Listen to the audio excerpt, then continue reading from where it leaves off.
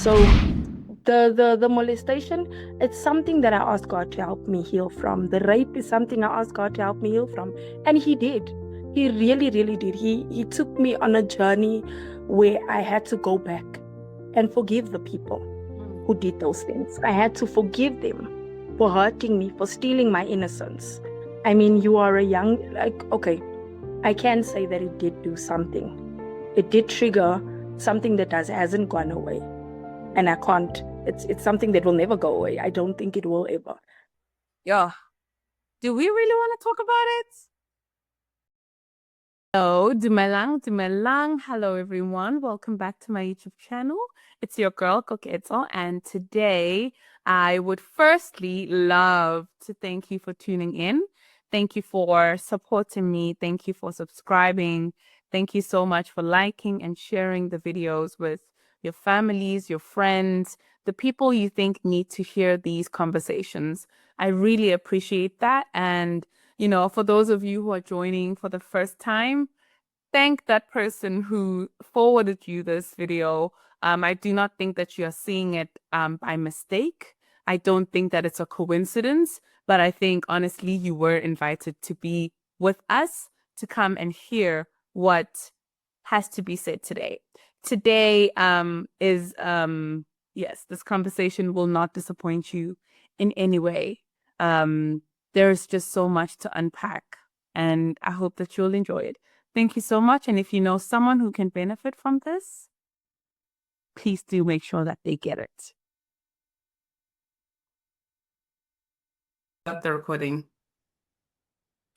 Okay, so today we are joined by Mrs. Lawrence, Kaylen Simpson. Yeah. Joe, listen to me saying Simpson. The way I still remember Yeah. high school thing, she is not Simpson, guys. Wow. Kaylen Lawrence, a friend of mine that I met in high school at Sunwood Park. And I feel like her resume goes on. She's a mom. She's a leader in her church. She works with young people. And yeah, today she'll be here with us sharing, her journey of becoming. So, Kaylen, over to you. Hi, Koki. Hi, viewers of Koki. It is exciting to be here, and it's a privilege Aw. and an honor to be on your platform. I believe that everything happens for a reason, and I believe that God ordains times for us to commune with each other, to conversate with each other. Anything that happens, I believe that God ordains it. So there's nothing in life that can happen, and I'll be like, this wasn't supposed to happen. No, I Yeah. believe that everything happens for a reason. So I am excited. I'm excited for our conversation. And you look so pretty. I was just telling Kaylen guys about her hairstyle. Like, so nice and simple. And it's morning time, right? Still morning. Well, no, not really. It's 1 o'clock at home, no? Yes, it's 1 o'clock. Okay. Well, it's 8 o'clock where I am right now. And yeah, I know. That's what I'm saying. I'm tired. It's been a long day. It's been a You? long day of teacher. But we are here nonetheless, not complaining at all. I love my little bundles of joy, even though No, sometimes they're not so joyful. They don't, they frustrate me sometimes, but I love I them understand. nonetheless. Um, And yeah, so what are you gonna share with us? What do you think about when you hear the art of becoming? the art of becoming. For me, it symbolizes everything that you are, everything that you come from, everything that you've been through. It all comes down to the person that you are. Everything that happened in your life happened to mold you into the person that you are becoming, because I don't think that we ever stop becoming the better version of ourselves. We continue to strive for greatness, and we continue to strive to be better than our former selves. So I think that the art of becoming would be the journey that you've been through, the history that you've been through, the pain, everything. It allows you to be transformed into the person that you are. For me, I know that my childhood, ministry, um, becoming a mom really young, not being able to finish my degree, all of that played a part in who I am Mm. and how I am being shaped and molded into the woman that God ordained for me to be. So yeah, I don't know if that answered your question. That has answered my question. I mean, I feel like there's no right or wrong answer because for some reason, even though there's no right or wrong answer, everyone Mm, seems to be saying the same thing. There's, a yeah. string that ties all these conversations that you never reach that part or that end of, okay, I have become, and it has all stopped. I stopped Mm. becoming, and this is who I am. So, yes, you have answered the question. And just by the way, you saying that you weren't able to finish your degree, you wanted to do law, right? Were you I doing law? wanted to do psychology. Psychology? You still have that. Yes. Isn't that something that It's something that, for me, psychology is personal. mm, Psychology was a personal decision because I actually watched your interview with the other lady. Oh, I forgot her name, but she was speaking about mental illness. mm, I grew outcome? up, yes, Kamo. I grew up in a house where my mom had bipolar disorder. She had schizophrenia, amongst other things. And I say she had because by the grace of God, she has been healed from it. She has been restored. She has gone through therapy. She has gone through. Yo, there was a time when my mom drank 18 painkillers, 18 sleeping pills, 18, you name it. It was a mixture of antidepressants, sleeping pills, and pain medication.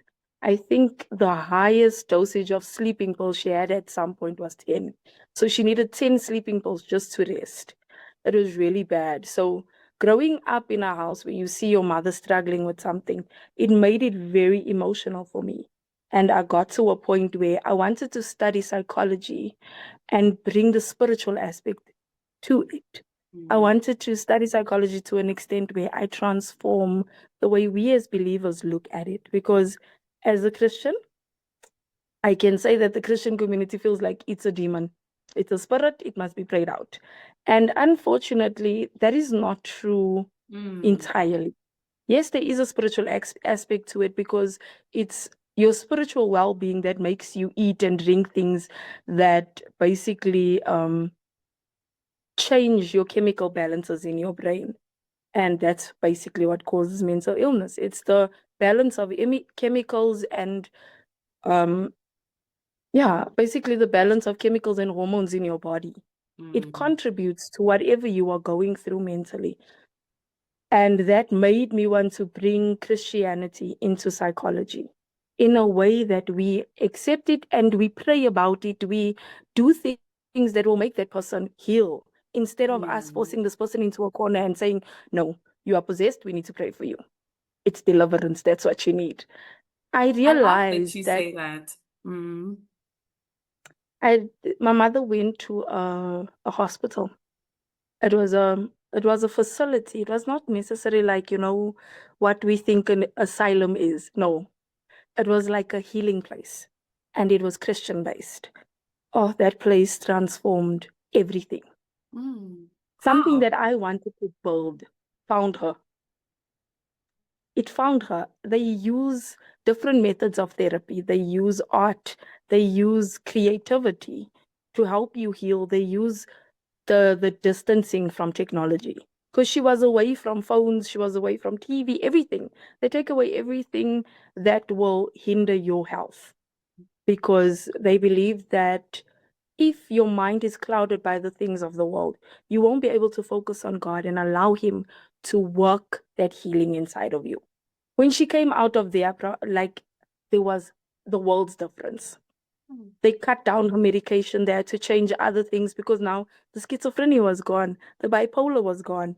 Now they were literally just managing her emotions. That's it. And now she's at a point where she's not on medication at all. All because there was a place created where they combined Christianity and the correct treatments for mental illness. She was on the medication she needed, and eventually everything worked together for her good. So yeah, that my mother's journey was mental illness is the reason I wanted to be a psychologist, and not just any psychologist, but a A neuropsychologist. I wanted to go neuropsychologist. from clinical to neuro, yes. Hmm. That's But God had other interesting. plans. Clearly, God had other plans, because here you are as a mom, a wife, a leader. He still is doing his work through you nonetheless. Um, but before we talk about that, because I do think we should come back to this part, I want you to share with us like how your mother's journey affected your journey as a child, because a lot of the times, and I'm sure you know this, we hear that our environments have shaped us somehow. The things Mm. that we've seen, you also said it at the beginning, those are the things that either make us or break us. How was your journey of seeing your mom in the journey that she was on? Um, I think as a child living in a household where you see your mom sick, it's not something nice. It's not something that you want to experience, but you go through it, you go through the motions, and you just get used to it. So with me, I am a firstborn. So because I am the firstborn, I wrote some responsibilities automatically fell on me. My brother was born when I was 6. So I just had to be whatever he needed me to be when my mom couldn't. I had to help her when she needed help. It made me grow up really fast, if I can say that. And, I don't think my mother's sickness was the biggest hindrance in my life. Where it hindered me the most was not having her there when I needed her, because she would not be able to give me the comfort I need when things happen. She would not be able to, okay, I think that I need to give context, ne? Yes. When she had the schizophrenia bipolar combo, there was something else I really can't remember, but there was another mental illness that was joined by these two. So they were three. And during that time, it was the worst. It was the worst. But what happened was they dragged her so far that she became like a zombie. So that brings in the negative side of psychology, the over medicating. She was a zombie. She was not active in our lives. She was not responsive. It was like the medication completely stole her entire humanity, if I Mm. can say that. So when things happened in my life, like for example, I went through a time where I was molested. I had a unfortunate yeah. I I I'm I sorry was about that. like, I was molested, I was raped, I Mm. was Oh. abused, I was bullied, you name it, it happened. But it happened in a Kaylen, way wait, where wait, wait, wait, wait. This is a lot. it's a I'm so lot. sorry that that's, the experience that you've had. I don't think it can be easy to go through life with having your mom unintentionally not be present and get molested, get raped, and you know, that must have really been hard for you. And I'm really sorry. I That's think not easy to go through. it's not. It really isn't. During the time when I had been molested, it was during the time when she was very sick. Mm. When I got raped, she was there. She was there and she was hands-on there. Then after that, she got sick again. So Hold it on. What was do you mean like she was hands-on? she was there for me. She was there for Oh, my okay, brothers. okay. Like what happened was it was like every time a mental breakdown comes, she would Mm. get really sick. Then once she passes that phase, she's okay again. Mm. There was a time when I think the most difficult time for me was when she went for some treatment and she couldn't remember who I was. She didn't know who my brother was. I think Wow. that was the most painful thing for me, because you're like, I think Benita was 2 years old. So if he was two, I was 8. So Mm. I was 8 years, 7, because my younger brother was not born yet. Let me say 7. So I was 7 when my mother didn't know who I was. And you know, the first 7 years of a child's life is so important.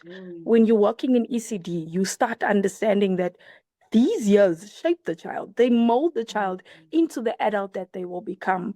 These years can make or break what this child will inevitably become. So with me, it was like on and off. My mother's sickness was on and off. Everything that I went through was on and off. I never told anyone about a lot of things that happened. And you know, people would say, like, why didn't you tell your dad? It's not easy, guys. It's not easy to go to your parents and be like, I'm experiencing this, and it's someone who's supposed to protect me. It's someone who's supposed to, you know, be a close family member or a friend or a family friend, or you understand, there's so many different aspects that come into you just shutting down. And that's what I did. I just shut down. And from a young age, I started just bottling everything up, bottling everything up. And when you bottle things up, it starts to fester.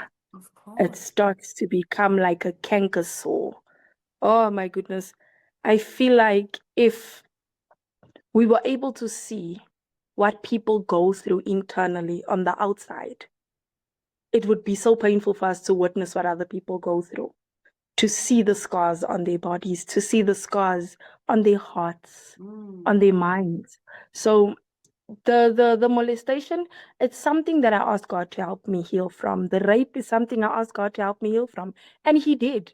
He really, really did. He took me on a journey where I had to go back and forgive the people who did those things. I had to forgive them for hurting me, for stealing my innocence. I mean, you are a young, like, okay, I can say that it did do something. It did trigger something that hasn't gone away. And I can't, it's something that will never go away. I don't think it will ever. I am extremely overprotective over my kids. Sleepovers are hard for Understandably me. so. Understandably so. How can Sleepovers you are not hard. be? I'm even getting like goosebumps on my legs. There's no way you can just not be, because you wouldn't want your children to experience that. Yo, Anyone, it for that matter. it used to be so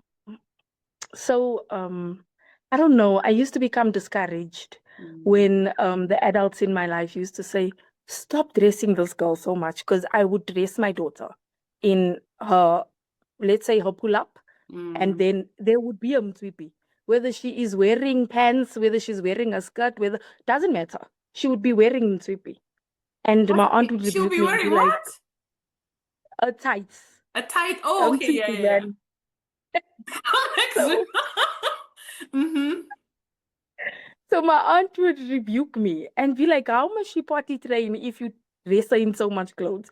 But for me, it was like the tights are there so that if anyone tries, by the time they remove the tights, she would have been screaming long enough for me or her dad to get to her, because my kids are never far from me. They are Do never you far from think, me. do you think that that could also probably be part of maybe you blaming yourself for what happened to you, or blaming It, it how you definitely were being stems from dressed or trauma. what you were wearing? It definitely stems from trauma. I think that when you have been victimized, because I don't see myself as a victim, I see myself as an overcomer. But when you have gone through something like that, it automatically switches your brain into an overdrive of protecting yourself and anything that comes from you. So because your kids come from you, you automatically protect them as if they are part of your being. They are literally a part of you outside of you. You understand? They're your heart outside of your body. So Walking, yes. you cannot imagine the frustration you feel when your kids go through pain. And what my kids have gone through as part of my journey in going through healing, in finding forgiveness, in understanding what God expects from us. Um, because of everything that I had been through growing up. Okay, I need to go back. I need to go back. Okay. Yes, So please. besides the molestation, besides the rape, I had been bullied at school. What I went through as a child also made me a bit stricter. It made me more stubborn. It also made me stubborn in my faith, if I can say that, because in everything, every time that I was alone, I could only turn to God. I had no one else. Because when you are hurting, you're afraid to tell people. When you're hurting, you are so vulnerable, you're so naked, you're so open that you can't just trust anyone. It got to a point for me where I hated men. And not a lot of people know that I hated men, but I hated men. That was gonna be one of the questions that, I'm happy you bring it up because it's something I wanted to know. Like, how did that in any way change how you viewed men? It changed completely. I hated men as much as I was a daddy's girl, because I was a daddy's girl. You would not tell me about my dad. You understand? But at the end of the day, it still made me be like, you know what? Men don't have your best interest at heart. They will hurt you, irrespective of their age. It doesn't matter how old they will hurt you. And as I grew up, it became more and more evident. It became more and more and more evident. I think I was definitely. So when I got raped, I was 13, right? So after that, I just drew to myself. I think at that time, Naven was my best friend, but I even Oh, withdrew from him. Nathan. I Yeah, even I withdrew was from like him 13. We're already in high school at this point, right? grade 8. Yes. And me and him were really close, but I just drifted away from everyone. Then in grade 9, Shanta came, and I was close to Shanta because she needed a friend. She was new in Gauteng, and I was there for her. But throughout, Julia was my person Ah, because, Julia, of course. yeah, me and Julia became Now you're friends in taking me grade back to high 5. school. Julia, yeah. You guys were So with her, bestables. oh, she still is one of my people. So with her, we became friends in grade 5. One of the things that also shaped the kind of parent that I am is being fetched late from school. Oh my goodness. My husband will never fetch my kids late because it's something I'm paranoid about. It's something that bothers me. Don't fetch my kids late. If you are responsible for them, I expect you to fetch them on time because I was fetched late. And it's understandable my dad was working, my mom was working, both of them worked for the government, so they would come back really late in the afternoons. And then there was one experience that destroyed it for me. I was in grade 1. I was in Van Dyke Park Primary School, Oh, Van Dijk. and my dad fetched me at school past 8. It was storming. I was alone. So that one experience, I don't even think my dad remembers. I don't even think my mom, I don't even know where my mom was. If I'm honest, I don't know what was going on that day, but I was at school until 8. To the point where one of the neighbors that had seen me sitting at the school store and the security guard just leaves, she called the principal back. And the principal came and he sat with me. He called my dad repeatedly and eventually got hold of him. And I don't know what was the outcome, but I know that it was dark outside because a storm pulled up while I'm sitting outside. And And I Van Dijk is like remember, it was close to correctional services. yeah, close to, yeah, Did you know that that place. as a child at No, I that didn't. point? Mm, No, I did not. You know, it was grade 1. yeah, great, of And course. because it was grade 1, it was a very weird year for me because I started out at a private school. But this story, it was so deep. But anyway, the school shut down because there were too many black kids in it. They were racist. So because Talk we were about too many, racism in South Africa. you understand. And that was 2000, 2001, 2002. We were in grade 1 in 2002.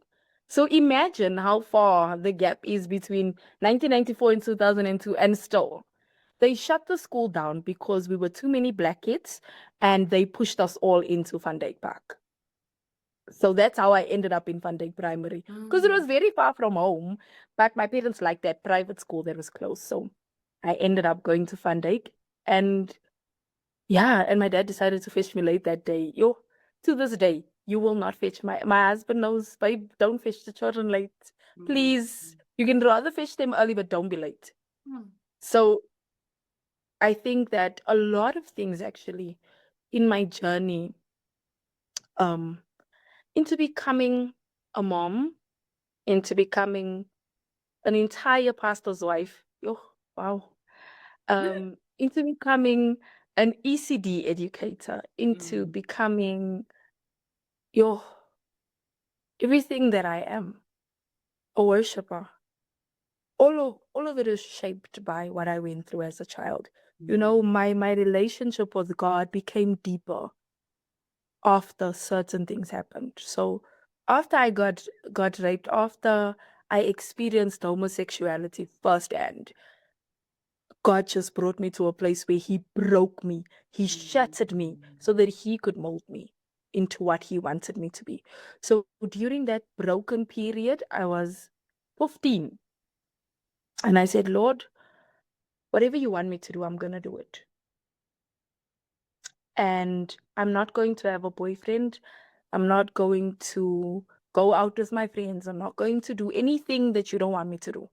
I literally rededicated my life to Christ because I actually gave my life to Christ at the age of 12 at a revival in Wellington where my mother received deliverance. Can you imagine? That's where my mother received her deliverance from the schizophrenia. So the schizophrenia was gone after that. But anyway, so yeah, I gave my life to Christ at the age of 12. Then after that, it was when I got raped. So now I'm like That must be suicidal, very, I think in my head, I'd be like, wait a minute. Aren't you supposed to solve everything? Are you not right? like, do you not see everything? How did you How, let this how, happen? how did this happen? Um, so when that happened, I started being looked at differently at school. I was the topic of discussion. Wait, so did And people know? yes, people knew because they didn't believe that I got raped. They thought that I gave it up to that guy. And he was 18, I was 13. So you can imagine, and I wasn't even 13 My as yet, I was gosh, 12. that's Because my, statutory rape, even my birthday's beyond. in October. Mm, So I was 12 at the time it actually happened. And everyone just felt that I wanted it and I went there willingly. Because no one wanted to understand that it was my friend's house. I felt safe at my friend's house. You understand? And then mm, that happened. And afterwards, I was just like, you know what? I'm done.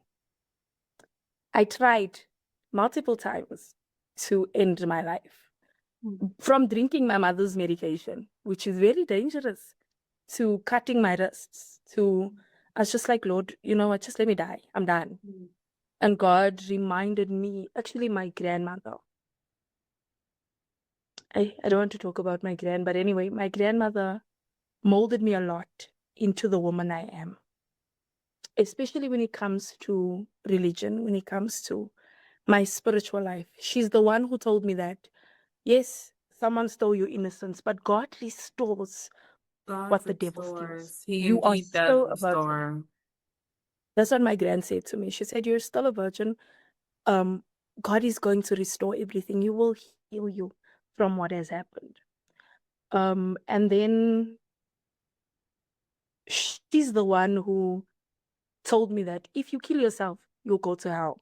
I don't know how she knew what I was doing, but she Mm, knew. And she said that people who commit suicide go straight to hell. The last sin you committed was denying life, denying Christ. So you are going straight to the deepest pit. And I was like, you know? mm, And that was when I was like, okay, I started to calm down. And then the spirit of homosexuality came and I overcame it. And I ended up having to rededicate my life to Christ at 15.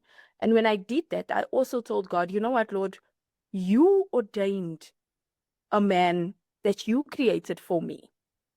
I'm going to wait until you bring him. I'm not going to date anyone. I'm not going to go looking for men. I'm not going to do anything to make myself mm, appealing to anyone. I'm going to wait on you. and I wrote down everything that I wanted in my husband. I was like, you know what? I don't want a typical colored guy. I really don't want a typical colored guy.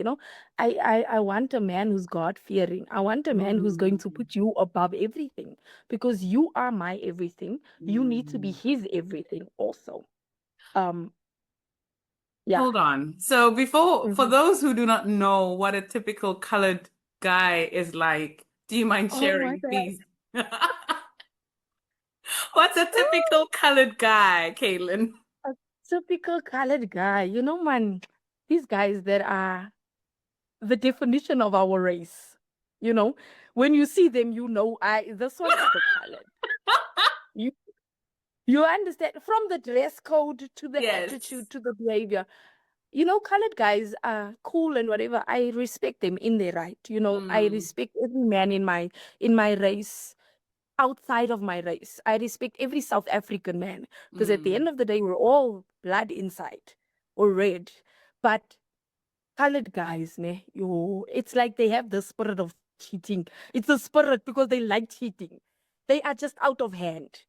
You understand? And I was like, I don't want that. I don't want a guy that's gonna put me second. I don't want a guy that the whole of Regepak knows because remember Regepak was the closest um location. yes. My grandmother stayed there. Mm-mm-mm. We went to church there, and I was like, nope, I This is don't not want for it. me. You know? And then yeah, I think that's basically the one thing that made me not want a typical colored guy. Mm, Not the fact that they wear specific tracksuit pants and, they must be fully kitted in the specific name or the way they speak. the No, it was gold, not all of that. no. You understand? It was more the fact that they don't know how to treat women. A Mm, lot of them don't, I'm not saying all, but a lot of them don't know how to treat women because they were not raised in a household where you are taught that you have to respect a woman, you have to love a woman in a certain way. You cannot have more than one girl in your life at a time. No, mm. it was the opposite. So for me, it was like I don't want a man that's gonna hurt me. That was what it came down to, you know. And I continued to pray and ask God. I believe that every one of us has a partner. Every one of us, whether you were meant to get married or not, you'll find that maybe you were meant to get married, but that person was, I don't know, they died prematurely or whatever the case is, and then someone ends up not getting married. But I believe that God created a a, a deksel for elke pot, you know, a lid for every pot. There's no one that was meant to be completely alone because the Bible wouldn't tell us that if you are burning, get married if there wasn't someone there for you. So I prayed in the direction of, Lord, you know whose rib is inside me. You know whose side you took to create me. Mm. So that person, I want that one. I don't want any other. I want the one you ordained for me. And that was it. For a whole year, I was praying that. And I was not in a rush, I told Mm. myself, even if I'm 25 and God answers then, it's also okay. I'm going to wait. I was like, I think my heart is what made God know that I was fully serious about waiting on Him. And that was what I did. I prayed and fasted, and my relationship with God became deeper during that time because I had to heal from Mm. childhood trauma. Yeah. Mm, God dealt with me. Can you imagine being 15 and being dealt with I by can God? imagine that because it's funny that you say that, which goes back to, the whole thing of in as much as we are different, we have so many similarities. Like, Mm, um, of course, when we talk to people, you don't just dive into talking about deep stuff. But I think for me, when you said seven, I was like, oh my gosh, seven, eight. For me, I was also molested as a child. And I do remember that this happened before my biological dad passed away. And my biological sure. dad passed away when I was about to turn 9. So it was Mm, actually, I was 8, it was October. And wow. even before then, before my dad passed away as well, I think. to this day, a part of me is like, what was really going on in my life at that time? Because I did not fully understand why things happened the way that they did. You know, being molested, losing my dad. I Mm. would have sessions in our home, right? I would wait for my mom and my sister to leave. They still don't know this to this point. At that time, we had those little phones called Sony Ericssons. And Mm, mm. gosh, that phone is stubborn. That phone is stubborn. It's very stubborn.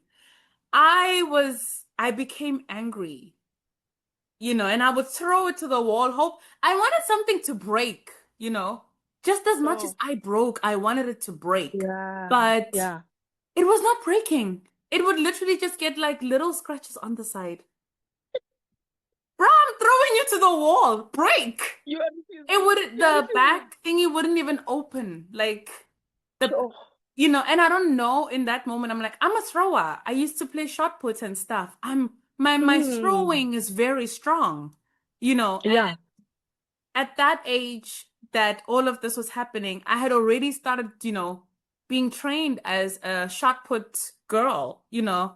But I would sit in there and I'm like, okay, God, come, let's talk. yeah, Exactly the way I'm saying it. yeah. Let's talk because Mm. all of this does not make sense. You It know, doesn't I make was a sense. daddy's girl. Mm. You know, I Kaylin shares a very vulnerable journey that she has, journeys actually, that she's embarked on, or rather that life had thrown to her, such as being molested, such as being raped, and being bullied as well. All these things are challenges that can break a person, challenges that can make you hate life. And as she shared as well, she struggled through wanting to take her own life because all of this was too much for her as someone that, you know, struggles through such things, it cannot be easy. And no one can really ever know the pain that you go through, the pain that you've been through, the hurt that you've had to deal with daily, and sometimes probably even hate.